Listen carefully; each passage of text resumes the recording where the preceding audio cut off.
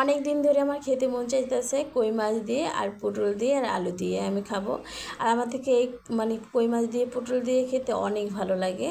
আর আমার মা পাক করতো কই মাছ দিয়ে পটল দিয়ে, আমার থেকে ভালো লাগতো খেতে।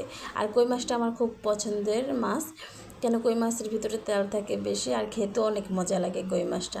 আসসালামু আলাইকুম গাইস, হাই কেমন আছেন? ভালো আছেন? অবশ্যই ভালো আছি আমি।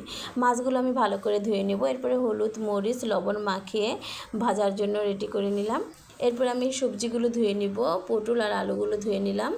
পটল আর আলুগুলো ধোয়া শেষ হলে আর এখানে কেটে নিয়েছি পেঁয়াজ ধনিয়া পাতা কাঁচামরিচ আর এখানে মশলা লবণ মশলা 2-3 রকমের।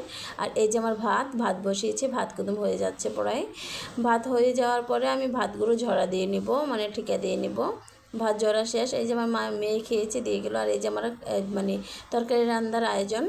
এখানে আমি মাছগুলো এখন ভেজে নেব। মাছগুলো ভেজে নেওয়ার পরে তারপরে মনে করো আস্তে আস্তে করে আমি সম্পূর্ণ সব কাজ করে নেব।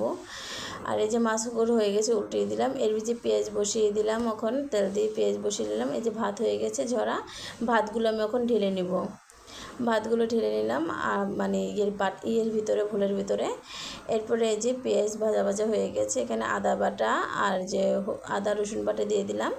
আদা রসুন বাটা দেওয়ার শেষে এখানে এখন দিয়ে দেব হলো মশলাগুলো যে রেখেছি আমি, মশলাগুলো দিয়ে দেব।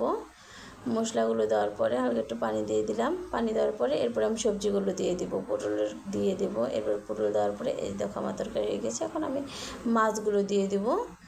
মাছ দেওয়ার পরে এই দেখো কত সুন্দর একটা কালার এসেছে, দারুণ লাগতেছে তাই না? আর এখানে আমি আম ভর্তা বানিয়েছি, আম ভর্তাগুলো খেয়ে নেব। হালকা বৃষ্টি আছে, ভালোই লাগতেছে। এখন আম ভর্তাগুলো খেয়ে নেব। আর এই যে আমার তরকারি রান্না শেষ। আর কেমন হয়েছে আমার